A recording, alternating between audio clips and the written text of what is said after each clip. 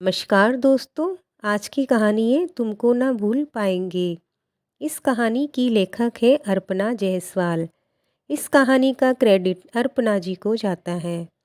प्रशांत office से घर आया तो उसने देखा कि कावेरी किसी से बात कर रही है। उसने बैग सोफे पर रखा और कावेरी से एक गिलास पानी मांगा।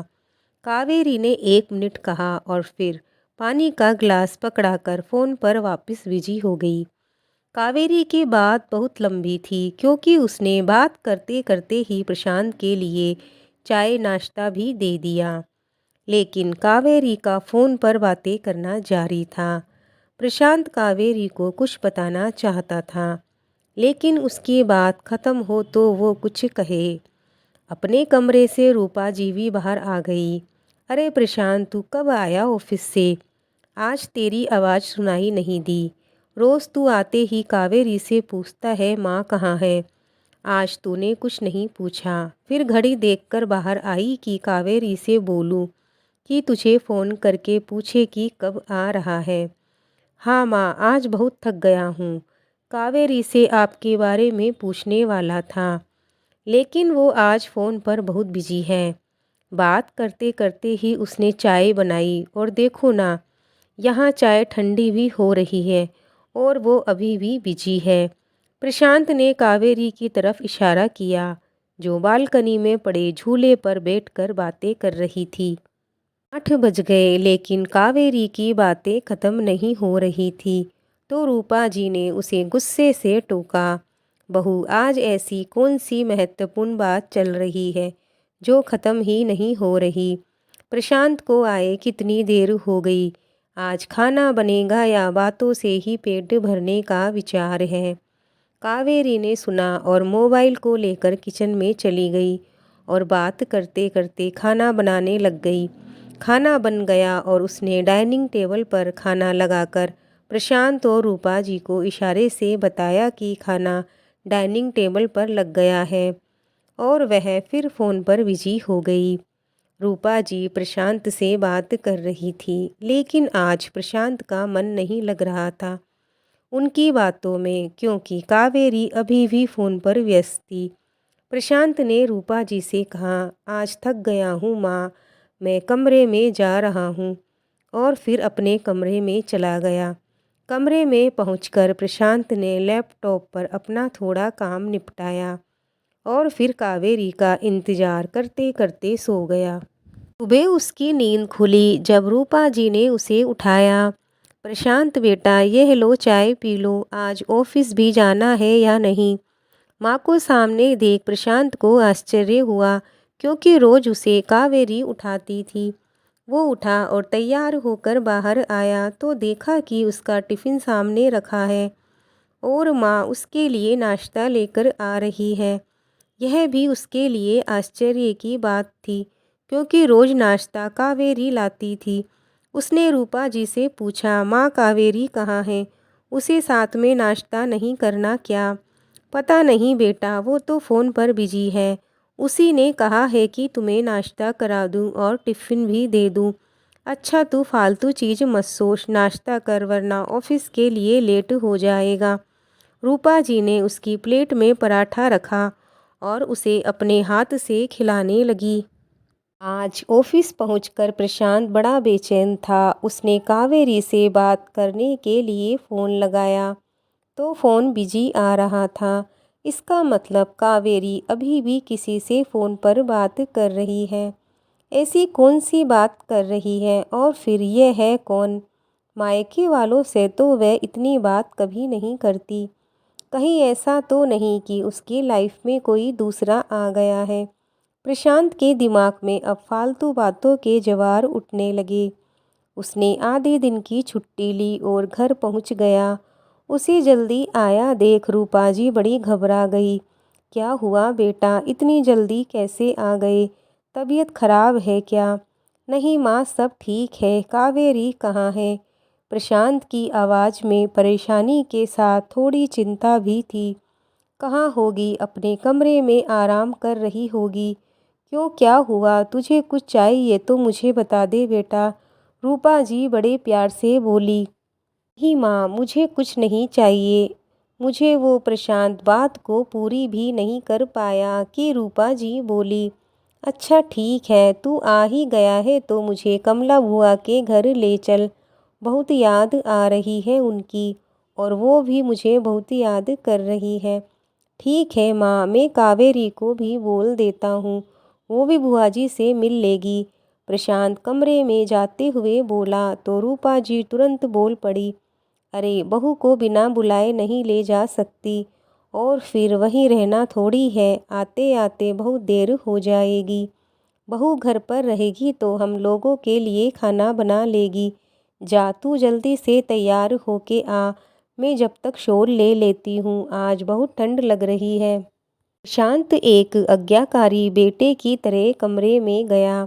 कावेरी बेड पर लेटी हुई आंखें बंद करके कान में हेडफोन लगाए गाने सुन रही थी, और उसकी आंखों के कोर भीगे हुए थे। कमरे में किसी के होने का एहसास से उसने आंखें खोली और प्रशांत को देखकर खुश हो गई। वो कुछ कहना और पूछना चाह रही थी कि बाहर से रूपा जी की आवाज़ आई, बेटा मैं तैयार हो गई हूँ, और कमरे में आ गई।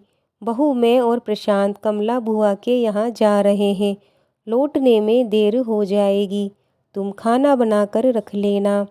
कावेरी ने निरीह दृष्टि से प्रशांत की तरफ देखा और उसकी आंखों से आंसू झलक गए।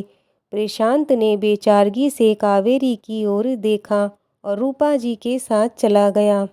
पीछे घर में अकेली रह गई कावेरी, और उधर प्रशांत भी बेचैन था। कमला बुआ की अनुभवी आंखें समझ गई, क्योंकि वो भी अपनी भाभी रूपा जी की आदत जानती थी। वो प्रशांत को कोने में लेकर पूछने लगी, बेटा तेरे और बहू में सब ठीक है ना? उसे लेकर क्यों नहीं आए? बुआ आप माँ को अच्छे से जानती हो। पापा के जाने के बाद माँ ने बहुत मुश्किलों से मुझे पाला और बड़ा किया है। मैं उनका दिल नहीं दुखा सकता, लेकिन कावेरी भी मेरी जिम्मेदारी है। मुझे समझ नहीं आ रहा है कि कैसे सब संभालूं। प्रशांत की आवाज़ में बेबसी थी। कावेरी ने कुछ कहा क्या? बुआ ने पूछा। कुछ तो तब बोलेगी ना जब उससे मेरी बात होगी। कल या फिर से कहूँ कि बहुत दिनों से हम दोनों के बीच खामोशी आ गई है। प्रशांत की बात सुन बुआ ने उसके सिर पर हाथ रखा और कहा, परेशान ना हो बेटा, सब ठीक हो जाएगा। कमला बुआ ने अपनी तबीयत खराब करने का बहाना बनाकर रूपा जी को रोक लिया और प्रशांत को घर भेज दिया। प्रशांत को अकेला घर आया देख कावेरी बहुत खुश हुई, लेकिन अगले ही पल वो चुप भी हो गई। प्रशांत मुस्कुराते हुए कमरे में गया, लेकिन अगले ही पल उसने कावेरी को आवाज़ लगाई, कावेरी ये क्या है? लगेज क्यों बाहर है? तुम कहाँ जा रही हो? ये मेरा लगेज है, मैं कल मायके जा रही हूँ हमेशा के लिए। कावेरी ने धीरे से कहा। मायके हमेशा के लिए? कावेरी की बात सुन प्रशांत तड़प उठा, क्यों? अचानक तुमने जाने का फैसला कैसे ले लिया? 2 दिन से देख रहा हूँ तुम फ़ोन पर भी बिजी हो, दिन रात किसी से बात कर रही हो। ऑफिस से मैंने तुम्हें फ़ोन लगाया तब भी बिजी था, इसीलिए मैं बात करने के लिए घर आया। और आप घर आते ही माँ के साथ चले गए, मुझे अकेला छोड़कर। कावेरी रोते हुए बोली, हमारी शादी को 4 महीने होने जा रहे हैं, लेकिन इन 4 महीनों में तुमने और माँ ने मुझे सिर्फ अपेक्षित महसूस करवाया। ऐसा लगा कि तुम्हारे और माँ के बीच ज़बरदस्ती आ गई हूँ। तुम मुझसे कुछ पूछते हो, जवाब तुम्हारी माँ देती है। 24 घंटे में से 5 मिनट भी वो हमें अकेला नहीं छोड़ती। जानबूझकर मुझे बिजी रखती है ताकि तुम्हारे सारे काम वो करे। पता नहीं क्यों असुरक्षा की भावना से माँ गिर गई है। अगर उन्हें आपको बांटने में इतनी दिक्कत थी तो उन्होंने आपकी शादी ही क्यों की? आपके ऑफिस जाने के बाद मुझे हर मिनट यह एहसास कराया जाता है कि आपकी ज़िंदगी में मेरी कोई अहमियत नहीं है, और फिर आपके भी रवैये से यही लगा, आपकी ज़िंदगी में मेरा कोई स्थान नहीं है। इन 4 महीनों में मानसिक तनाव से जूझ रही थी, लेकिन आपको नहीं पता चला। मैं भी थक गई थी अपने अस्तित्व की लड़ाई लड़ते। अब नहीं सहन हो रहा था आपकी बेरुखी। इसीलिए मैंने अपने घर बात कर ली है, उन्हें सब बता दिया है। अब मैं घर जा रही हूँ। पता नहीं अब आपसे बात हो पाएगी या नहीं, लेकिन एक बात मुझे आपसे कहनी है। मैं तुमको नहीं भूल सकती, बहुत प्यार करती हूँ, लेकिन शायद हमारा साथ इतना ही था। कावेरी, तुम अच्छे से जानती हो कि माँ ने मुझे किन तकलीफ़ों से पाला पोसा है। पापा के जाने के बाद वो मुझे लेकर बहुत ज़्यादा चिंतित रहती हैं। मैं मानता हूँ कि उनके आगे मैं कुछ नहीं बोल पाता, जबकि मैं अच्छे से जानता हूँ कि वो गलत करती हैं। आज मैं अपनी सफाई में कुछ नहीं कहूँगा, लेकिन एक बात मैं भी तुमसे कहना चाहता हूँ कि मैं भी तुमको कभी नहीं भूल सकता और ना तुम्हें भूलने दूंगा, क्योंकि तुम अब कहीं नहीं जा रही हो। आज मैं हम दोनों के बीच की सभी दूरियां और गलतफहमियां दूर कर दूंगा। प्रशांत की आंखों में नमी थी। प्रशांत ने कावेरी को जोर से अपनी बाहों में भर लिया। आज दोनों के बीच की सभी दूरियां ख़त्म हो गई और दोनों एक हो गए। दोस्तों, ये कहानी यहीं पूरी होती है। आपको आज की कहानी कैसी लगी, हमें लाइक और कमेंट करके बताएं। अगर आप हमारे चैनल पे नए आए हो तो हमारे चैनल को सब्सक्राइब करना ना भूलें और नई नई कहानियों का आनंद लें। मिलते हैं और एक नई कहानी के साथ।